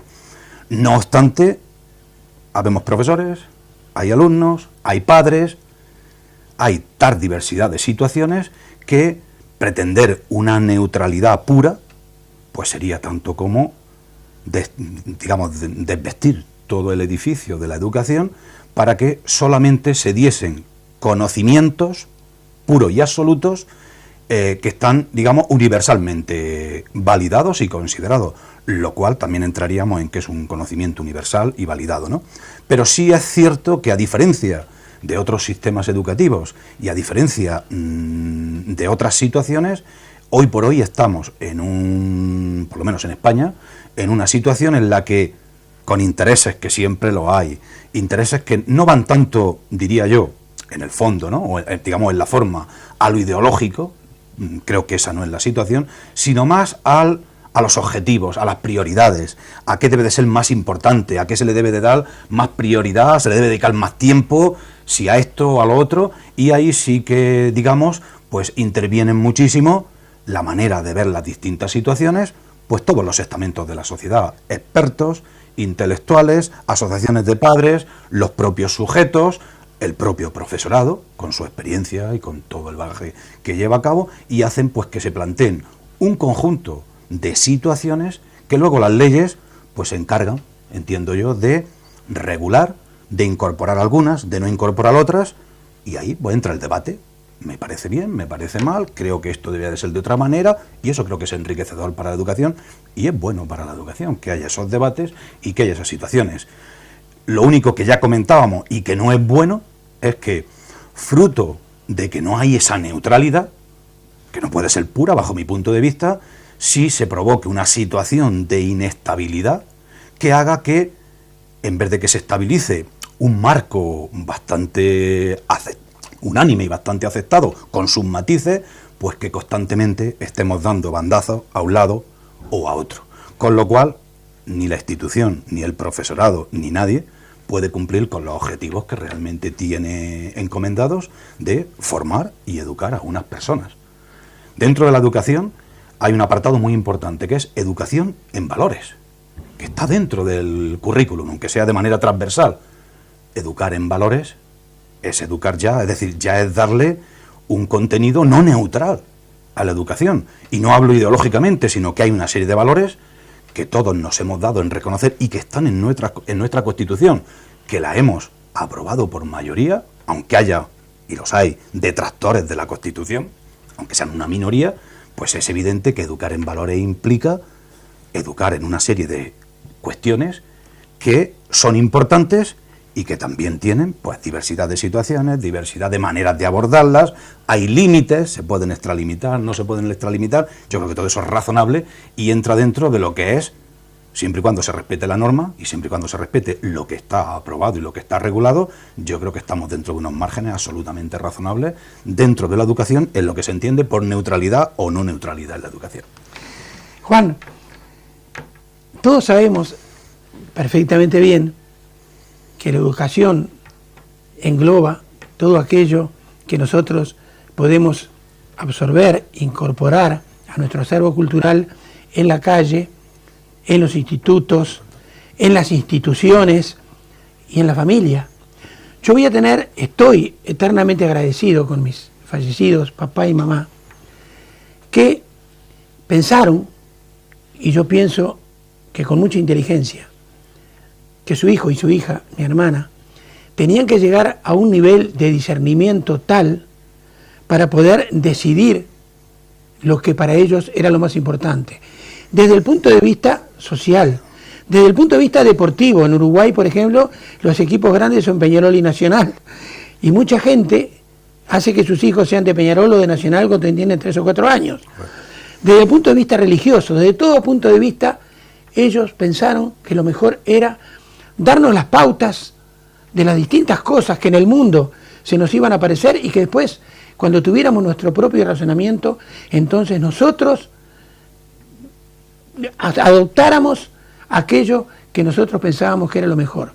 Pero entonces, y mi pregunta es, abrimos un periódico, encendemos la televisión, escuchamos la radio. Entonces, ¿qué tipo de educación están recibiendo nuestros niños y nuestros adolescentes cuando precisamente, en mi concepto, eso no es neutral? Bien, yo creo que ahí se plantea un hecho diferencial con respecto a lo que tú hablas de que pasaba con tus padres y lo que yo podría decir lo mismo de los míos, de mis padres, de por qué, siendo de una familia muy humilde y habiendo una situación determinada, pues en este caso mi madre, que se quedó sola, ante el fallecimiento de mi padre, decidió seguir con la formación de sus hijos, que sus 3 hijos tuviesen una carrera, con todo el sacrificio que para ella le supuso. Pero yo creo que hablamos de una situación en la que ha habido un cambio sustancial. Hay un concepto en la sociedad, yo creo que se ha tratado de transmitir lo contrario, pero la sociedad lo contradice constantemente.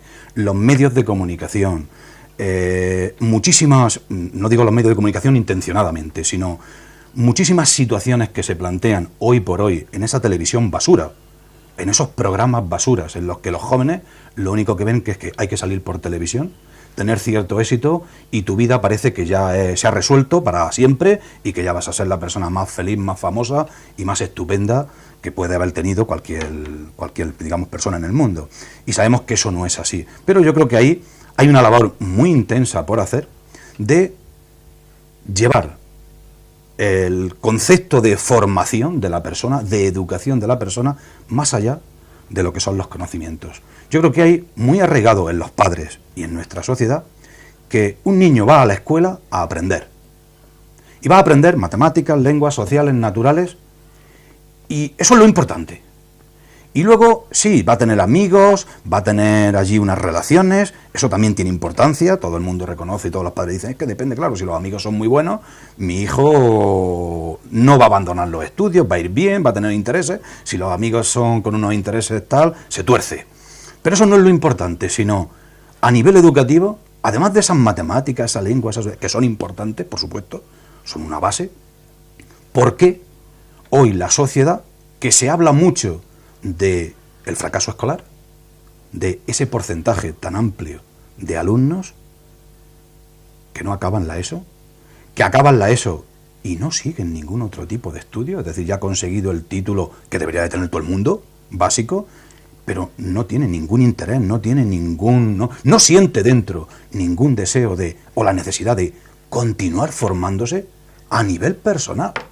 ¿Para qué le puede valer eso? Porque únicamente se entiende la educación como ¿qué me va a facilitar a mí la educación? El acceso a un tipo de sociedad que tenemos hoy día en lo que lo importante es lo material. Lo importante es que voy a tener mañana un cochazo, una casa y que voy a tener una estabilidad económica que me va a permitir todos los caprichos que yo quiera y por supuesto a mis hijos. Pero no me planteo el que, y claro, no sé transmitirlo luego a mis hijos, que lo importante es tener una base cultural, formativa, tan sólida, que, aun siendo importante, no es el objetivo 100% el que después voy a trabajar en una especialidad que he hecho, que es lo idóneo. Si he acertado con mi elección, lo normal es que yo trabaje ahí, sino que mi formación tiene que ser, y la sociedad debería de transmitirlo tan claramente, de que esa formación tiene que ser tan sólida, que eso es lo que te va a dar pautas, un bagaje, unos mecanismos, unos instrumentos para que tú puedas alcanzar todas las metas que tengas en el futuro desde esa formación que tienes, que después puedas enfrentarte a todas las situaciones que puedan venir, sean del tipo que sean con crisis, sean sin crisis, sean ante otro tipo de necesidad que se te plantea en tu vida, que realmente puedas hacer frente a ellas. Eso hoy día no se ve. Hoy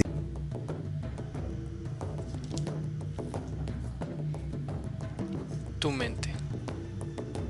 La importancia de la pregunta. La duda es uno de los factores importantes en la generación de conocimiento. Se caracteriza por un sentimiento de incertidumbre, curiosidad, que produce una iniciativa. Posteriormente, se transforma en una pregunta, una formulación del lenguaje que nos permite obtener información. En la antigüedad existió una doctrina filosófica llamada escepticismo. Seguramente has escuchado esta palabra. Esta doctrina tenía como base la duda, con la intención de no dar nada por hecho. Tenían una actitud indagatoria y una de sus máximas era: reconocer la duda como ignorancia produce conocimiento. Otro tipo de duda más actual es la llamada cartesiana. es la que se basa en la experiencia empírica, lo que reconocemos como ciencia. Involucra medición, experimentación, formulación de hipótesis, etc. Entender el proceso que ha sufrido este importante mecanismo es solo la primera parte. Es necesario tener un compromiso con la duda, con la finalidad de crecer individual y colectivamente, desarrollar un criterio amplio y fundamentado.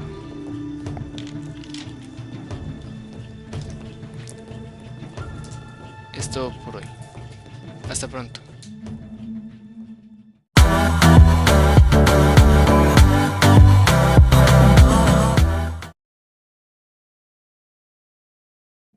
Bueno, la respuesta es bien simple y tiene que ver con cuestionar lo obvio, ¿verdad? Lo que salta a la vista, lo que se opone a la vista directamente, cuestionarlo.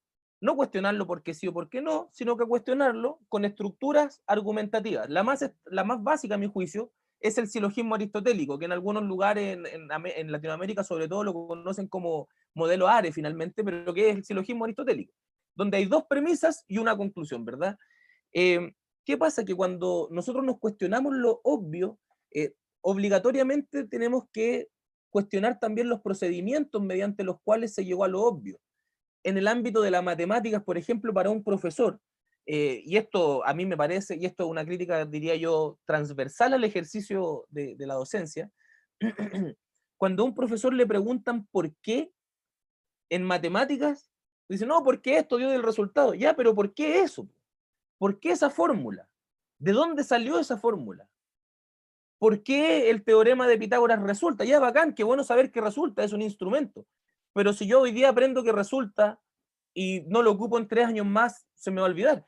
Pero si yo entiendo la dinámica y me pongo en el lugar de quien hizo ese cuestionamiento, ¿verdad? Y entonces me devuelvo pasos lógicos, primero los descubro, luego los discuto, ¿verdad? Y en función de que los discuto, tal vez conceptualizo o llego a alguna idea determinada, el conocimiento es muchísimo más profundo, porque se incluyen procedimientos intelectuales distintos, se incluyen habilidades cognitivas distintas, de tal forma que cuando yo voy o resuelvo simplemente y luego expongo, bien, llego a aprender, a comprender un procedimiento que analicé previamente, ¿verdad? Lo puedo aplicar y luego lo puedo repetir, el resultado.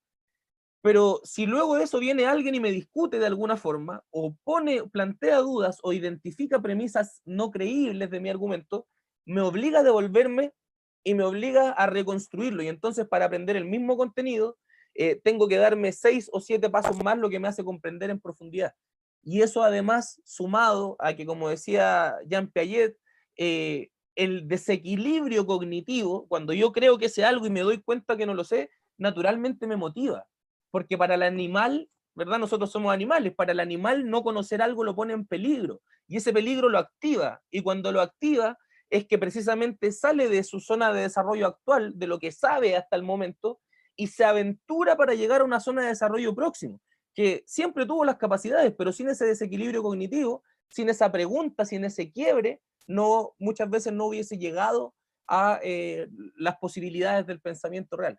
Entonces, en resumen, al analizarlo en mayor medida, se comprende con mucha mayor cantidad de pasos, ¿verdad? Y además, al desafiarme con ciertas habilidades cognitivas, me obliga a salir de mi estado de confort. Bueno, y estamos en la última sección de este notidocente que se ha ido con temas muy interesantes, se nos ha ido el tiempo volando, como no saben, y estamos en la última parte que es la propuesta de intervenciones teóricas, lo que nosotros en este caso como noticiero haríamos para cada uno de los temas que hemos expuesto para nosotros tener una visión de cómo se encauzaría todas estas cuestiones del libro de Paulo Freire. Y comenzamos con el primer tema, que es la fuga de cerebros, el que escogimos producción y yo, para resolver una problemática que en este caso el primer tema es relacionado con los intelectuales en el exilio, la fuga de cerebros. La propuesta que hemos estado discutiendo, primero hay que ver si el país cuenta con la infraestructura para poder atender a todas estas mentes eminentes, todas estas intelectuales que tenemos.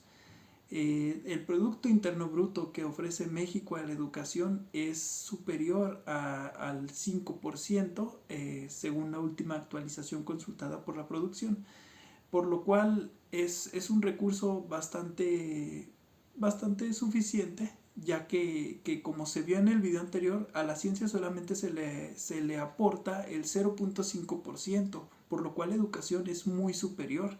Hay bastante presupuesto para hacer obras, para hacer centros de investigación, para hacer centros educativos, para comprar todo aquello que pudiera nutrir a la educación en nuestro país.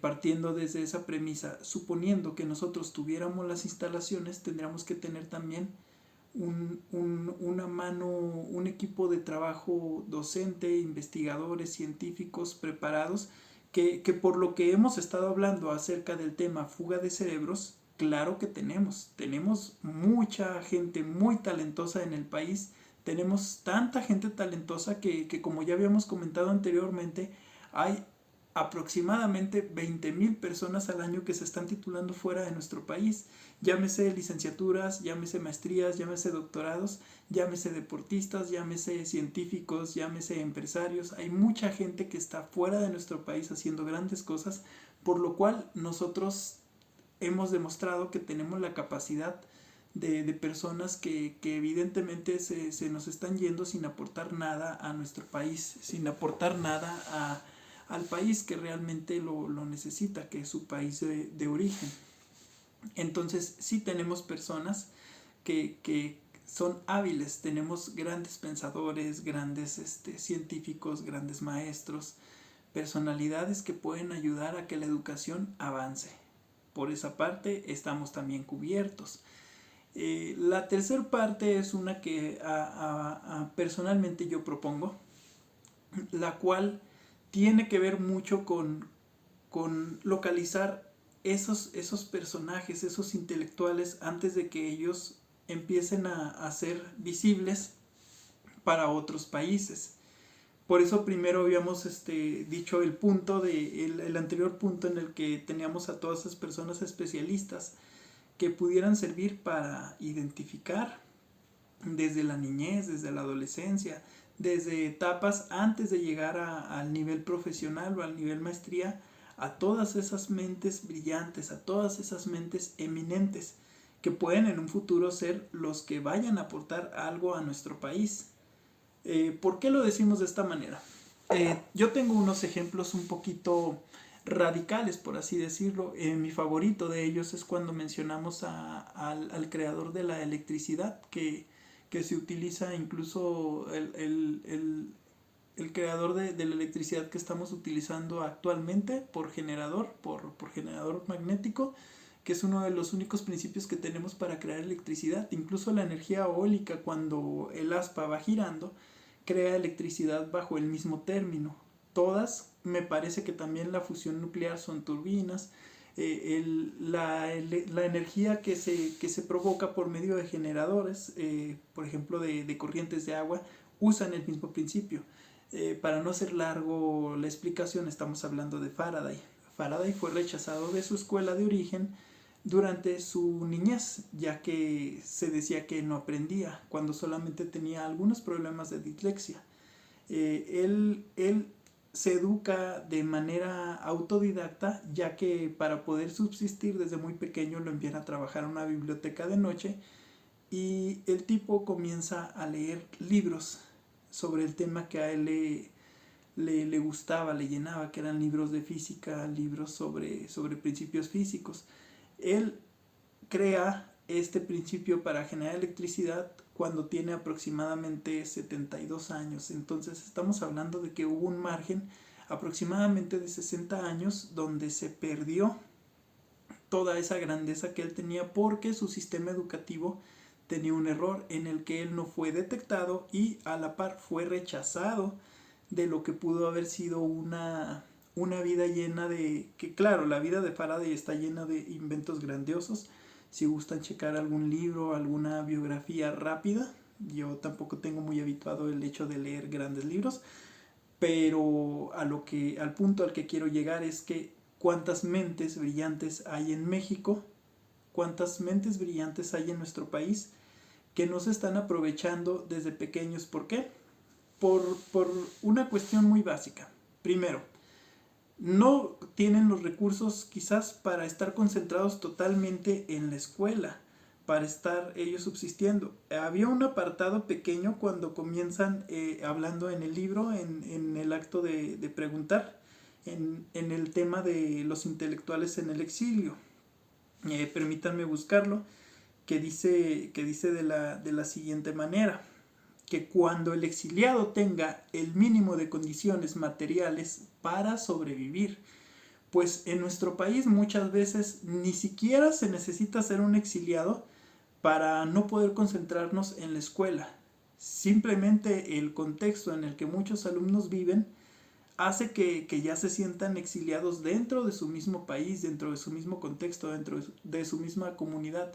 Entonces, primero habría que detectar que todos los alumnos, que el sistema no desamparara a ningún alumno. Y claro, tenemos instancias que se pueden encargar de ellos, pero la situación del país no lo ofrece. La cuestión es que para que un alumno, para que un personaje en México pueda ser divisado, necesita pasar por un sinfín de obstáculos. El primero sería que quizás su situación contextual económica no le favorece. El segundo sería que el sistema educativo es muy generalista, es muy general. El currículum es un tanto limitado también, por lo cual tenemos un siguiente problema. Tercero, otro problema. Muchos de los docentes, con respeto para la docencia, porque yo también soy docente, muchos de los docentes no tienen la habilidad de detectar de manera fácil las habilidades que tiene un niño, porque la carga administrativa del docente también es muy alta, y si se cuenta o no con la habilidad, el maestro lo que quiere es cumplir con los objetivos que le tienen marcados los planes y programas, por lo cual tenemos otro obstáculo. Entonces necesitábamos un sistema que tuviera, primero que nada, la infraestructura. ¿Es posible? Claro que es posible. Administrando bien los recursos que llegan a nuestro país, es posible tener toda esa infraestructura. Es cuestión de que una administración llegue y los mueva de una manera correcta. Segundo, todos los profesionales, todas las mentes brillantes que ya tenemos en el país o que están fuera del país pueden servir para este enorme proyecto, y estamos hablando en todas las áreas, no solamente en el área educativa.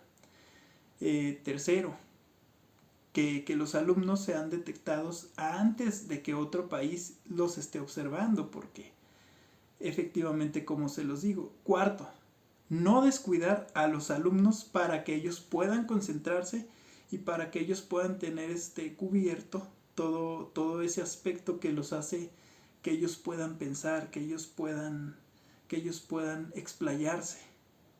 Y quinto sería quizás un sistema, unos planes y programas que fueran un poco más diversos, que ya con la infraestructura sería perfecto que los alumnos tuvieran un poquito más de soltura para elegir no solo lo que actualmente ofrece el currículum, que si eres bueno para matemáticas, que si eres bueno para español. Tal vez yo no soy bueno para matemáticas, pero soy bueno para algún tipo de ciencia. Pero como mi contexto no me lo ofrece, como en su caso a Faraday no se lo ofreció hasta que tuvo una alta edad, yo no voy a saber si lo puedo desarrollar o no. Probablemente, muy probablemente, el niño que abandonó la escuela hace 3 años era el próximo genio de la física cuántica. Probablemente el alumno que está abandonando en estos momentos la preparatoria era el gran genio de sistemas. Pero probablemente, digamos otro ejemplo para no dejar el lapso tan corto. Probablemente la persona que entró a la única facultad que tenía cerca de su casa, que es la facultad de Derecho, digamos, era el próximo gran médico, el próximo gran médico, el próximo gran científico médico, como le quieren llamar, pero por cuestiones en este caso, proximidad, él se inscribió en esa escuela porque era lo que le quedaba más accesible. Entonces, cubriendo todos estos problemas, que claro que es posible, yo no tengo en este caso los medios para señalar directamente, pero es un plan que nosotros estuvimos escribiendo y que claro que es posible, pudiéramos aprovechar todas las mentes, todas aquellas mentes que se nos están yendo del país, toda esa fuga de cerebros, todos esos intelectuales que muchas veces están en el exilio. ¿Y por qué se encuentran ellos en el exilio? Porque su país de origen no les ofrece lo que otros países sí. Y claro que nosotros queremos mucho nuestro país, nuestra patria, pero siempre vamos a ver la oportunidad de subsistir. Entonces esta sería la primera solución al primer problema, que vendría siendo fuga de cerebros. Bueno, y siguiendo con las soluciones, con todas aquellas propuestas de intervención que nosotros tenemos para los temas que hemos abordado durante este noticiero, el siguiente habla sobre lo que enseña la diferencia cultural, la interculturalidad.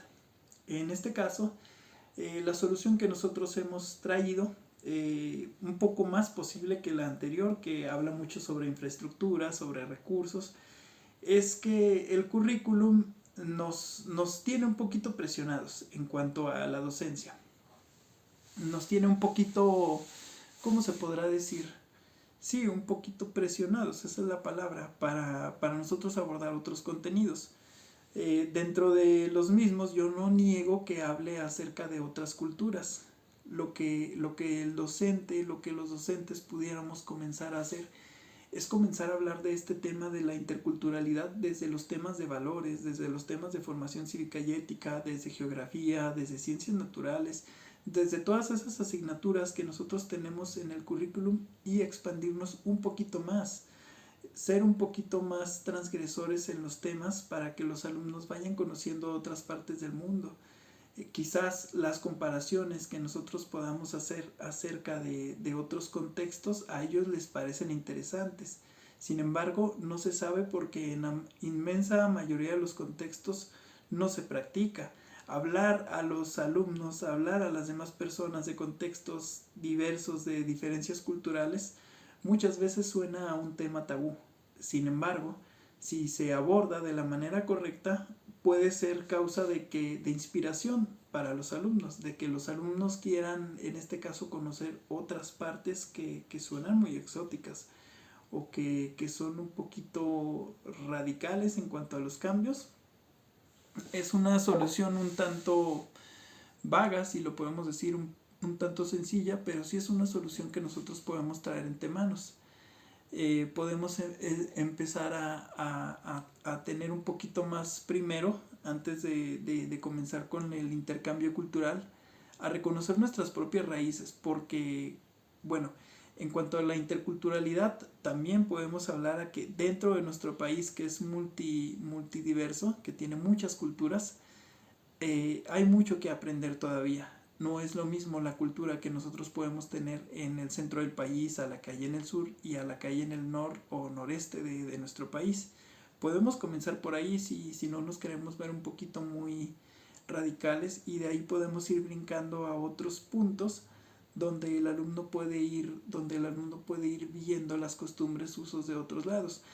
Una de las propuestas que el staff, que producción me ha cantado aquí al oído hace momentos, porque me estaba desvariando, me estaba saliendo del tema, es comenzar a hacer un uso responsable de las redes sociales. Las redes sociales actualmente son mucho más accesibles que en aquel momento, cuando los inicios del internet. Por medio de las redes sociales nosotros podemos conocer otras partes del mundo con un solo dedo, con un solo clic. Los planes de datos actualmente son súper accesibles. No estoy diciendo que todo el mundo pueda acceder a ellos, pero cada vez son más comunes.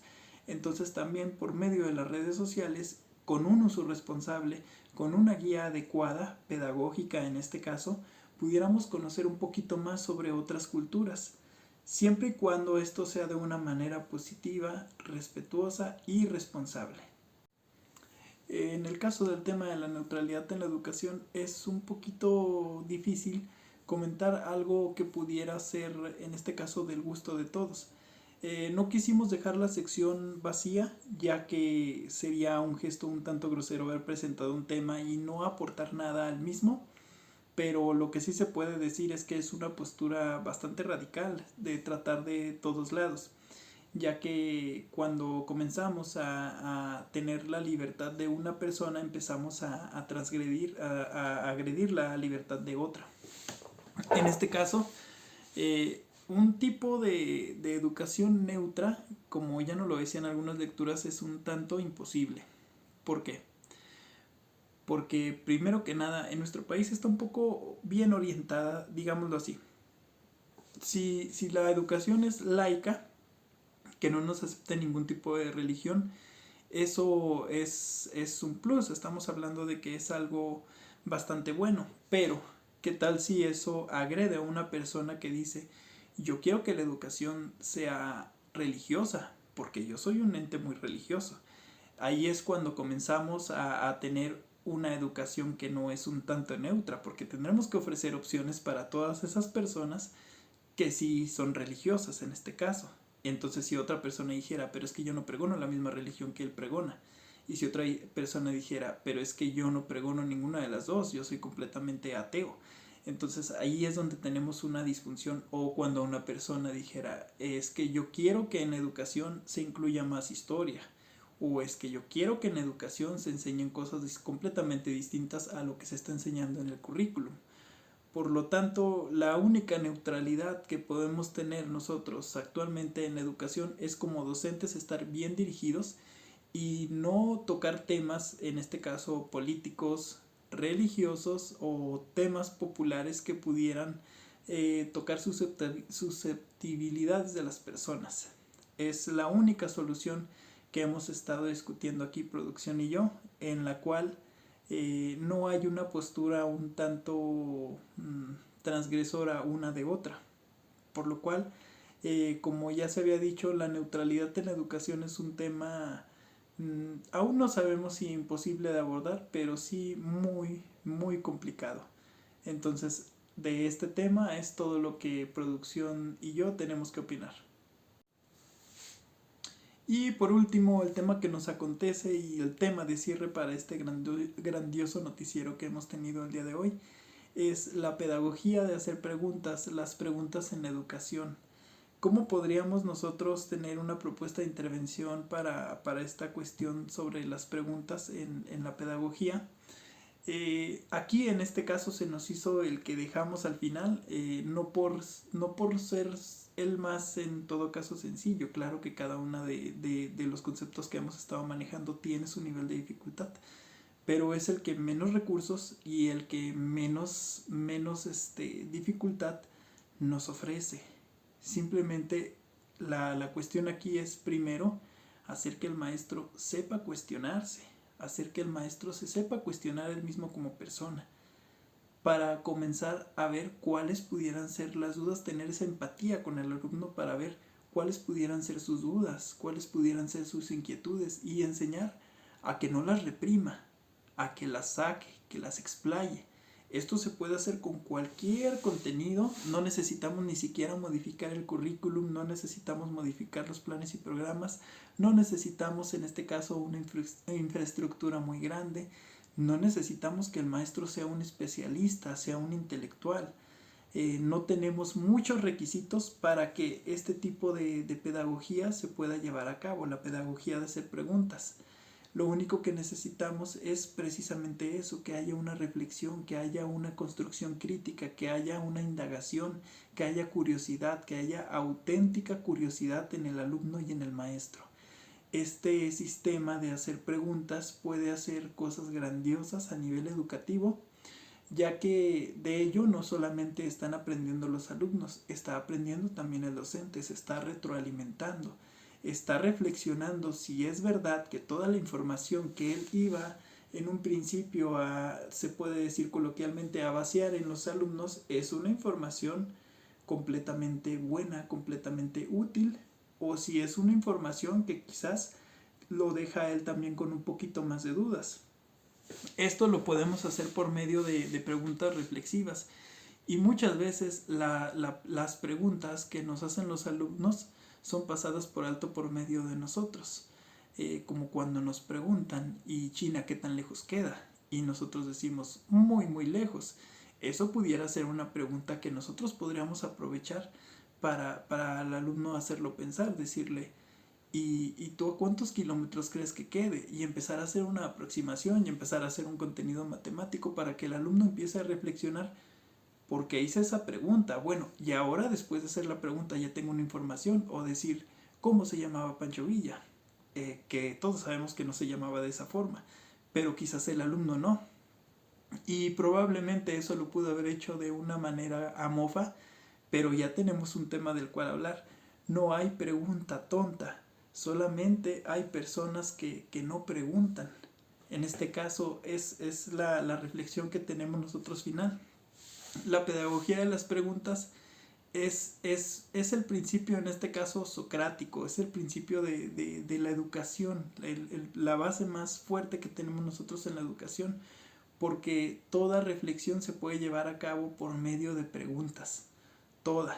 No necesitamos muchas veces conocer la respuesta, necesitamos que la persona tenga curiosidad, necesitamos nosotros plantearnos. La mayoría de las cosas que tenemos, de la realidad que tenemos nosotros en esta vida, viene de preguntas que alguna vez se hizo alguien. ¿Qué me ocurrirá si yo me como eso? ¿Qué me ocurrirá si yo piso esa cosa? ¿Qué ocurrirá si yo llego a la luna, si yo llego al espacio? ¿Qué ocurre con la Tierra cuando anochece? Todas esas grandes preguntas o bobas o pequeñas preguntas que la humanidad se ha hecho han hecho que todo esto que nosotros conocemos como realidad sea posible. Únicamente la sociedad que no se hace preguntas es la sociedad que nunca avanza. Entonces esta vendría siendo la reflexión que tenemos final. Les agradecemos mucho por haber continuado hasta aquí. Les aceptamos todo tipo de comentarios y aportes y estamos muy felices de haber concluido estos temas que fueron de interés para todos nosotros. Esperamos que para ustedes también. De antemano, muchas gracias. Buenas noches. Pablo también se despide. Hasta luego.